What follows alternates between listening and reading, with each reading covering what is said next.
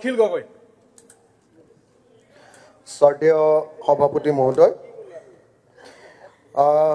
মই আসলতে অজয় কুমাৰ ৰায় ডাঙৰীয়া তেখেতৰ বক্তব্য শুনি সঁচাকে ভাল পালো এটা বস্তু যে তেখেতে সঁচাকে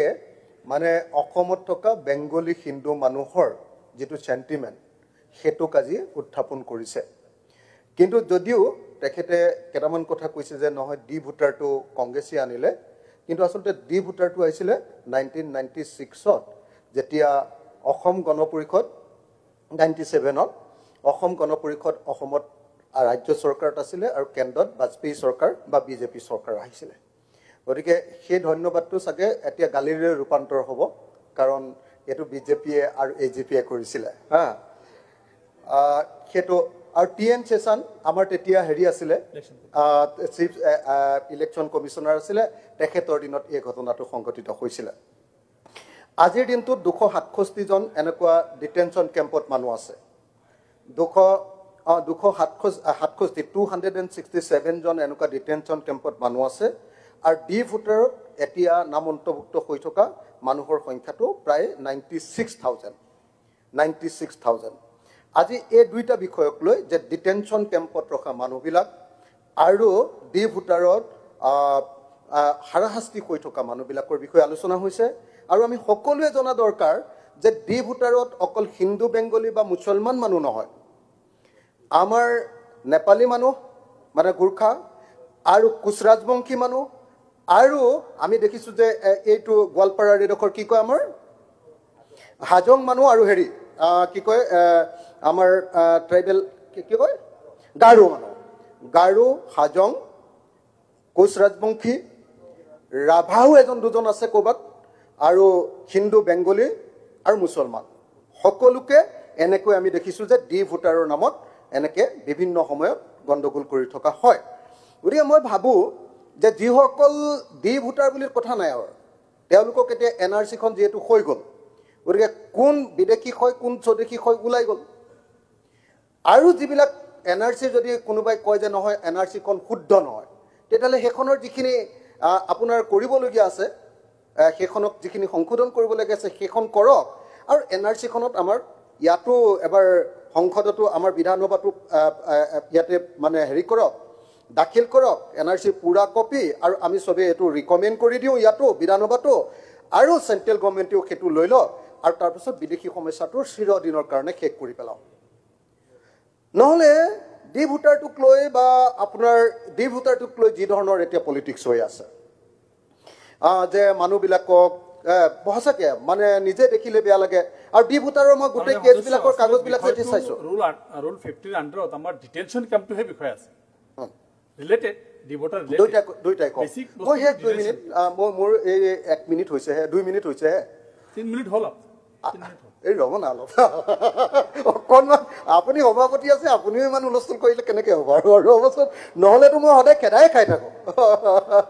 মোক আৰু 2 মিনিট প্লিজ 2 মিনিট এতিয়া অকণ দিয়ক না আপুনি মোৰ কাষতে বহে আকৌ এনেকুৱা কৈছেনে ওপৰলৈ গৈ এতিয়া ডি ভোটাৰৰ প্ৰশ্নটো চিৰকালৰ কাৰণে নাইকিয়া কৰি দিব লাগে একদম ডি ভোটাৰৰ কেছটো চিৰকালৰ কাৰণে নাইকিয়া কৰিব লাগে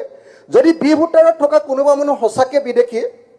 তেওঁলোকক আমি জোৰ পৰা আহিছে তেওঁতে পঠিয়াই দিব লাগে কিন্তু মই চৰকাৰী পক্ষক এটা কথা জনাব খোজো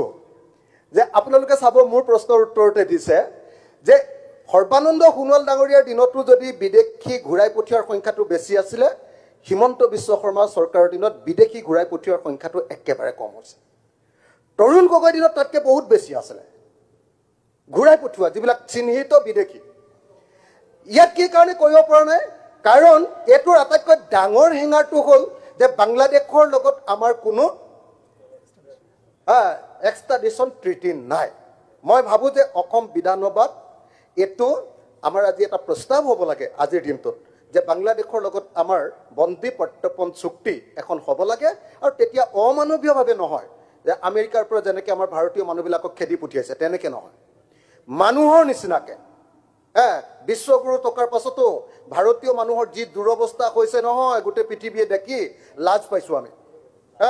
নৰেন্দ্ৰ মোদীৰ দিনত ভাৰতীয় মানুহৰ যেনেকুৱা বেয়া অৱস্থা হৈছে তেনেকুৱা অৱস্থা পৃথিৱীত কেতিয়াও ভাৰতীয় মানুহৰ হোৱা নাছিলে Thank you. Thank you.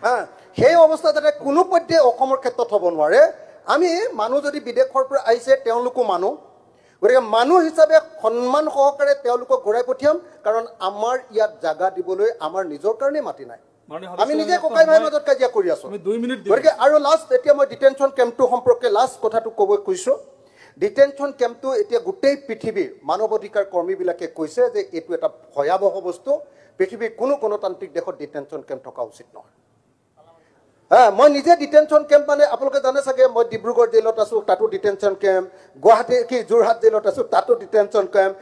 মই নগাঁও জেলত আছিলোঁ তাতো ডিটেনশ্যন কেম্প আছে মই গোৱালপাৰা জেলত আছিলোঁ তাতো ডিটেনশ্যন কেম্প আছে গতিকে মই কোন জাতিৰ মানুহ তাত বিদেশী প্ৰমাণিত হয় মই চব কথা জানো মোক এইটো কৈ লাভ নাই মই কোন জাতিৰ মানুহ কিমান বিদেশী হয় মোৰ একদম সংখ্যা আছে গতিকে মই এটাই কথা অনুৰোধ কৰিব খোজো